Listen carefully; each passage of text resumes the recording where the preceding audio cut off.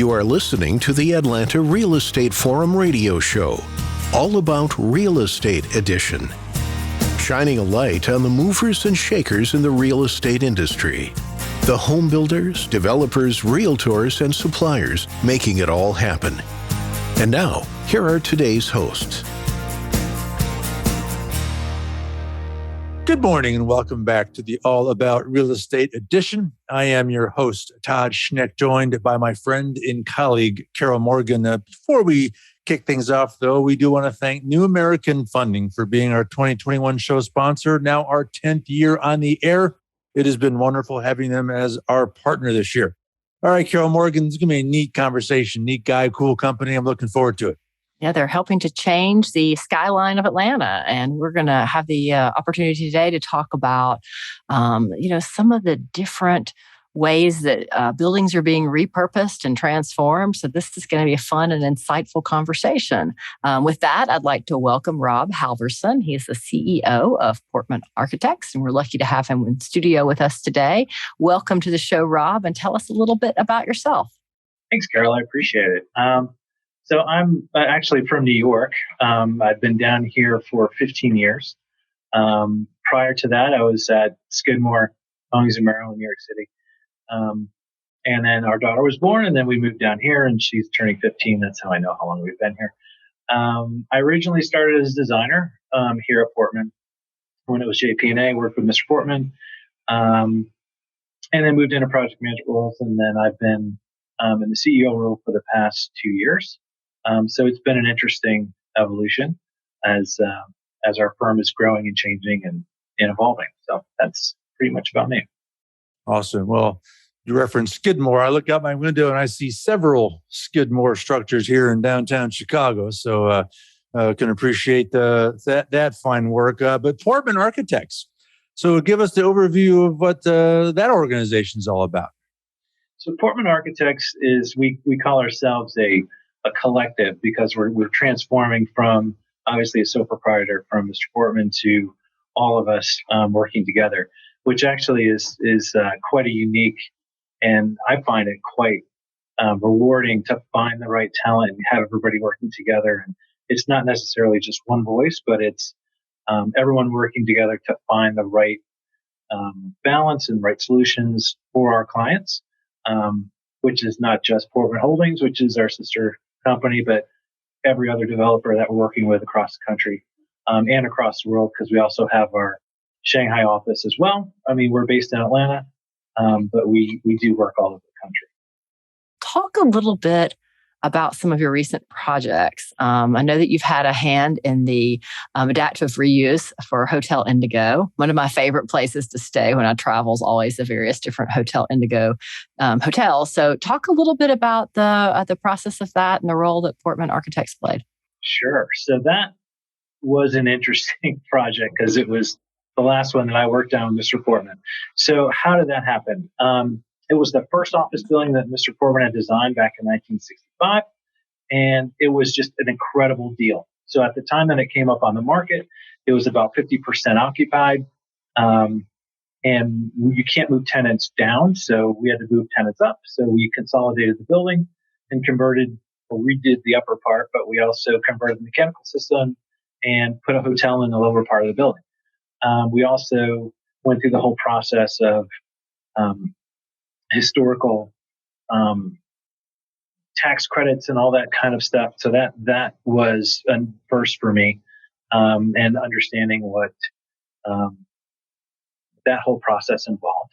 But what's great about it is that adaptive reuse is also, in my brain, kind of very similar to new construction in the design methodology of how we think.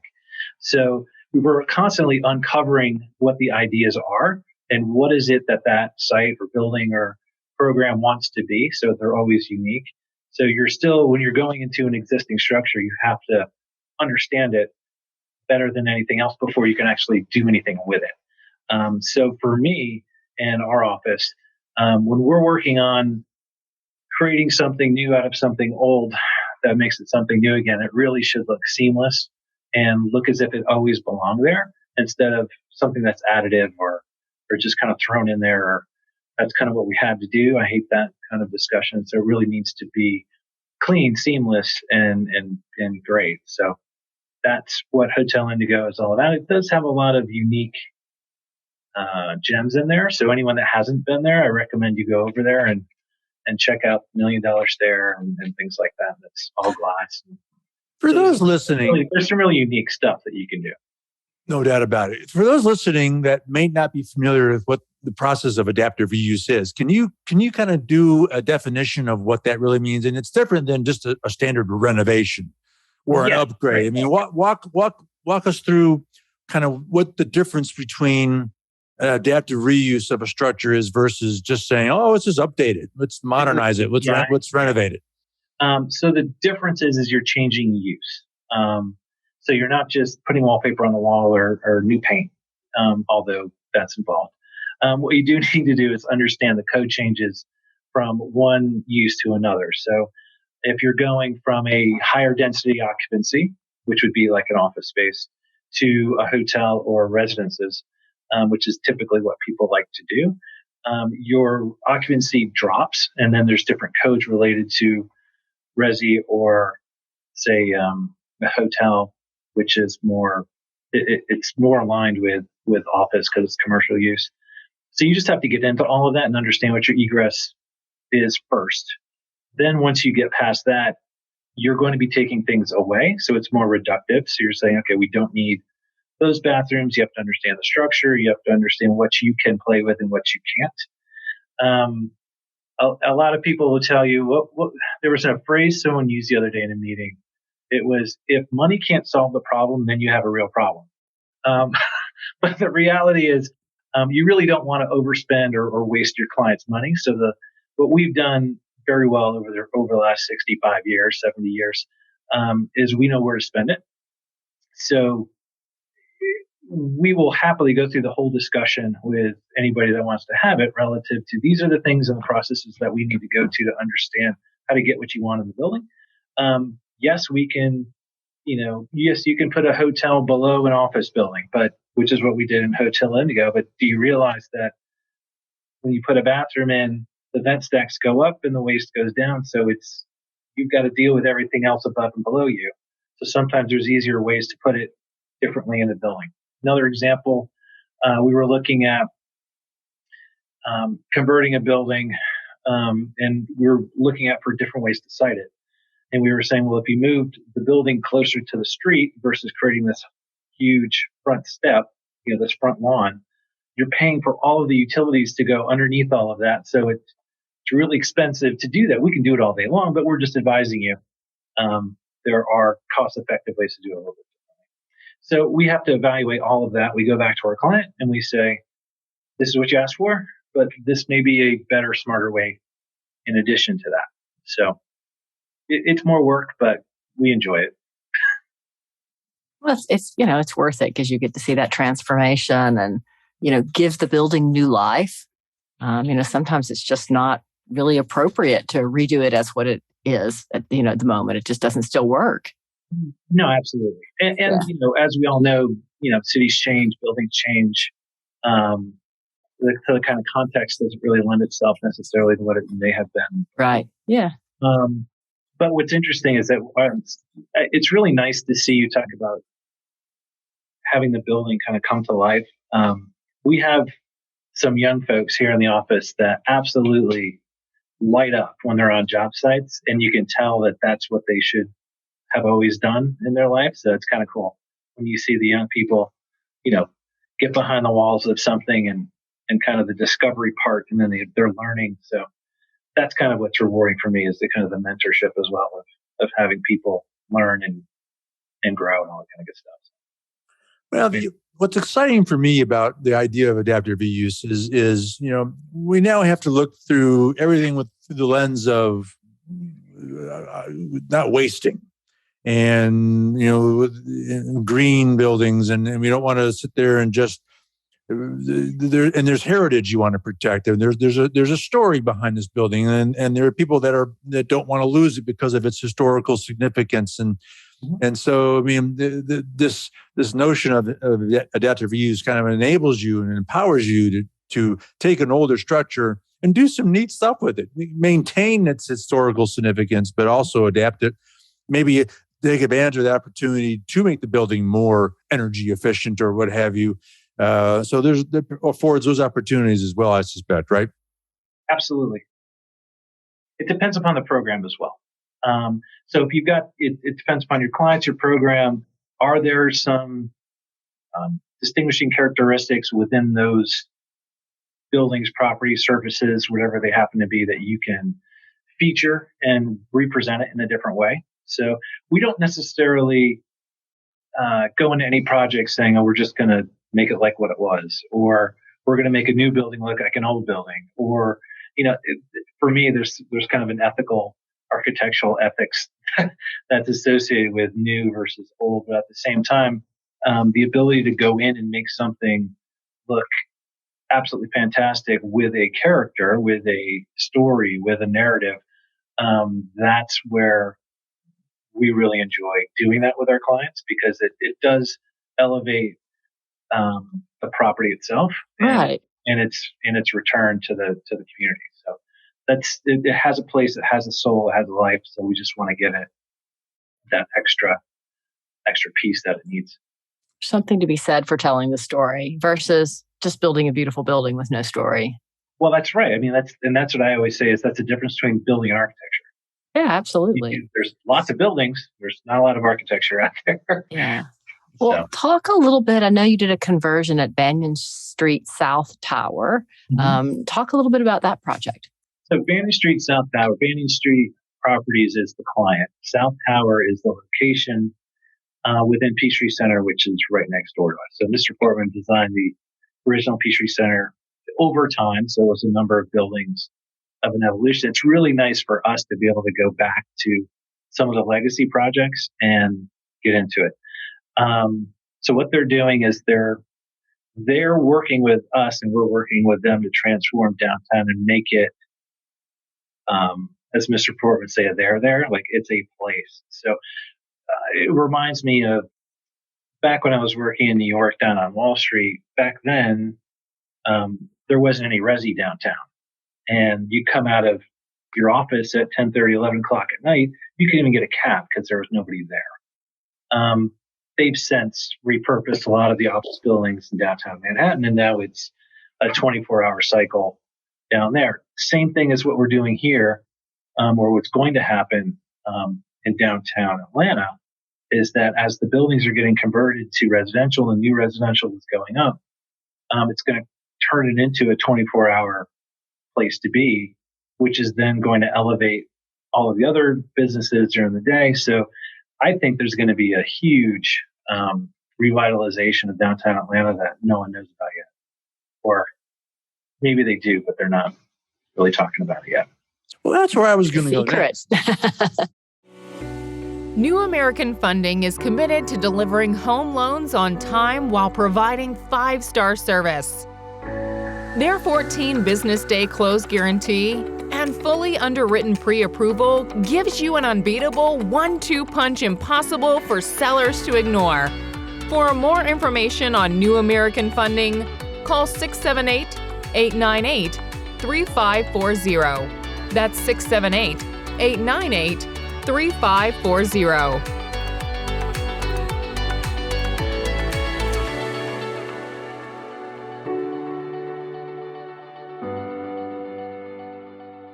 Well, that's where I was going to go next. I mean, you mentioned New York and mentioned at the top of the show that I'm in Chicago, and so there's a lot of this going on, and certainly those two towns. But Atlanta's maturing enough where there's going to be a lot of projects along these lines, and so I'm curious as to your thoughts on. There's probably a tremendous amount of opportunity to do some really neat things with some older structures. And then I'm also curious, so two-part question. I'm also curious, now that we're rethinking office space and office use as a result of this pandemic, and we're kind of, do we need as much space? And are we, so let's kind of re-examine how we're using existing structures. I mean, where's all this going? I mean, I see it as a really exciting opportunity about where it can go. What are your thoughts? Let's talk about office space first, and then we'll get into the other question you had asked. The future of office space is going to be doing two different things. One, I think for new builds, we're going to be going into higher floor-to-floor heights, larger glass, outdoor space. So any kind of outdoor terraces, anywhere that people can get out and do different and work differently. The days of offices, in the 50s of everybody along the wall, closing a door with a secretary out front just is not the culture anymore. People can work anywhere. They have laptops. They want to work from home. They want to work from cafes and things like that. So I think that it's probably going to be a hybrid model of not being in the office 5 days a week, but the same amount of office space. I also don't think that people are going to reduce down to nothing. I think how they use their layouts are going to be different, more kind of collaborative space, which means less offices, less population, but same square footage. So I don't think anyone's going to drop any traditional square footages, or traditional, 28 to 32,000 square feet floor plates for towers will stay that way because that's the most economical way to do it for your vertical transportation. That's not going to change.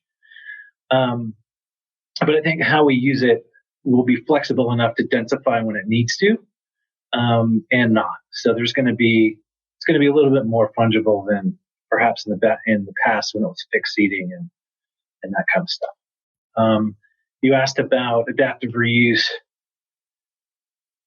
Could you remind me of the question one more time? Yeah, no, I was Atlanta seems to be a market that's maturing enough that we're going to start seeing a lot of projects along that line. Yeah, it's funny because people ask me that aren't in our business and they say, Atlanta's running out of real estate. or New York City, it's like you can't build anymore. It's like all filled up. It's like that's not how it works. And there are a lot of really exciting opportunities with existing buildings to do amazing stuff. I was thinking the other day, because we were talking about adaptive reuse in the office, and they said, what do you think your first adaptive reuse project was? And I said, okay, I remember. So I was working on the New York Public Library on Fifth Avenue in New York, and we filled in the southern courtyard with new office space. But we had to connect it to everything else that was below, around, and everything else. And, it was just you don't think about it as adaptive reuse, but it's how do you enhance an existing building and get more use out of it? Right. So there was a happy accident. True story. So we did, these glass handrails on the inside, and the inside of the courtyard was fully decorated. It had all this decoration on it, and stone and elaborate stuff. And we come in and put a glass bridge. We walk in, the front doors that were glass, and I looked up to the balcony, and it reflected the ornate cased openings and everything on the inside of the stone in the new building. And I was like, you couldn't have planned that. No. But it's one of those things where, when you're working on all of these projects, the discovery and the opportunities are kind of there. And sometimes they happen happy little accidents, and other times it takes a lot of work. Yeah. You just look at the number of buildings in Atlanta and the old warehouses and the old factories and the old office buildings that are at 50% capacity and all those different things. And they're all opportunities. Absolutely. Again, what's smart, if I were a developer, which I'm not, what I would do if I were a developer is come to someone like me or our office, and we would sit down and say, okay, let's master plan the whole thing. Yeah. Not necessarily have to do it all, but let's look forward. Let's be forward looking and say, okay, in the future, it could be this, this, this, and this, and you can decide to do whichever one you wanted to do. And what is the new mix? What is the new program? What is the new destination you're trying to create? And you can do a little at a time or however it works, but you really have to kind of think the big picture to be able to come back and say, this is what's special about it. So, but you're right. There's an awful lot of space and opportunities. We want to say space, but there's a lot of opportunities for people that can think beyond what they're seeing. Right. Got to have that vision. Right.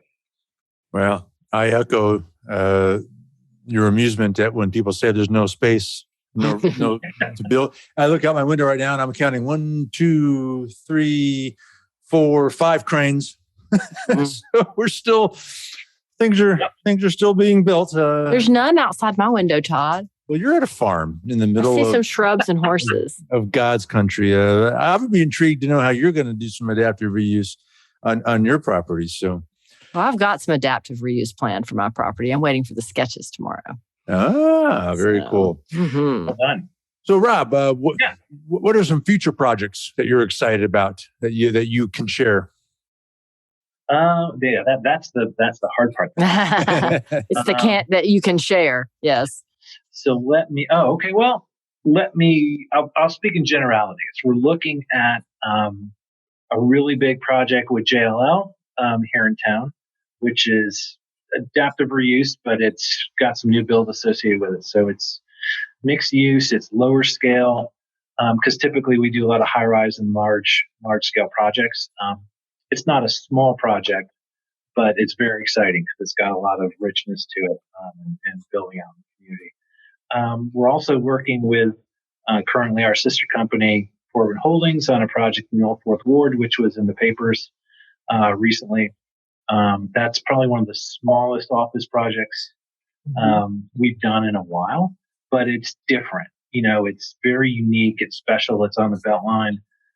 It creates it's a very special site, and we're very happy to be working with them on that. That's going to be a lot of fun. And we're working with other clients across the country on. Currently, we've got a project under construction in Salt Lake City, which is 700 keys, hospitality connected to the convention center in Salt Lake. So that'll be the brand new Hyatt. Yeah, it's going to be a Hyatt in Salt Lake. So we do giant projects to little ones, to adaptive reuse, to what we're working on with Banyan Street studio next to it. So we're working with a lot of new clients, a lot of new places around the country, and all of that super exciting. Well, the current and the future portfolio sounds pretty intriguing. A lot of different kinds of things, and I think you're going to start seeing, when you describe that project, kind of in the Old Fourth Ward, kind of off the trail. I mean, I think we're going to hear about a lot of those over the next several years, and because that's kind of where that's going. We've been doing this show for approaching 11 years, and for the first 5, we never talked about the West Side, and now it's all we talk about because there's just so many amazing things happening there. So I mean, it's just odd. It's because it's the best side. Well.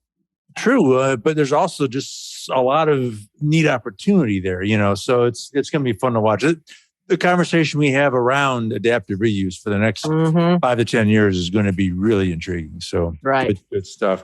Well, Rob, I could talk to you for hours about architecture. So, but unfortunately, we're running low on time. So before we let you go, should anyone need to connect with you and learn more about Portman Architects, where do they go? It's as easy as www.portmanarchitects.com. You can follow us on LinkedIn. Yeah, you can just reach out and give me a call. Rob Halverson, CEO of Portman Architects. Rob, great pleasure to have you. Thanks again for making some time to join us. Thanks for having me, guys. I appreciate it. Our pleasure. All right, well, that wraps this week's All About Real Estate edition. On behalf of our show sponsor, New American Funding, my co-host, Carol Morgan, I am Todd Schnick. It's all the time that we have for today. Thank you for tuning in and listening, and we look forward to seeing you again right here tomorrow. We'll see you then. Atlanta Real Estate Forum Radio is made possible by Denim Marketing, the publisher of Atlanta Real Estate Forum, Atlanta's favorite source for real estate and home building news. Denim Marketing is a comfortable fit, like your favorite pair of jeans. Denim Marketing tailors marketing strategies to meet your specific needs and niche. Try them on for size. They will work to create a perfect fit for your company's marketing program. Call them at 770-383-3360 or send an email to info@denimmarketing.com. For more information on Atlanta Real Estate Forum Radio or to inquire about being a guest, contact info@atlantarealestateforum.com. Check out the radio show by visiting AtlantaRealEstateForum.com or by listening to the show on your favorite podcast app. And if you enjoyed today's broadcast, we'd sure appreciate a rating and review on iTunes. Thank you again for listening, and we'll see you next time on Atlanta Real Estate Forum Radio.